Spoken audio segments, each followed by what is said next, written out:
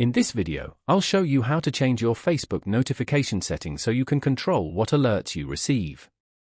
First, open the Facebook app on your phone and make sure you're logged into your account. Tap the three horizontal lines icon in the corner of the screen to open the menu. Scroll down and tap Settings and Privacy, then tap Settings. On the Settings page, find and tap Notifications.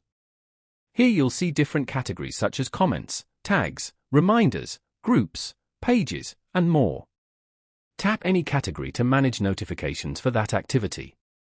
For example, if you tap Comments, you can choose whether you want to receive notifications when someone comments on your posts.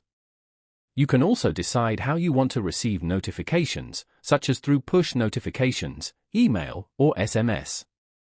Simply turn the toggles on or off depending on your preference. Repeat the same steps for other categories if you want to customize more notifications.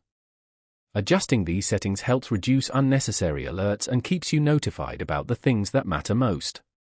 Once you finish, your changes are saved automatically. If this video helped you, don't forget to like the video and subscribe to the channel for more simple and helpful tutorials.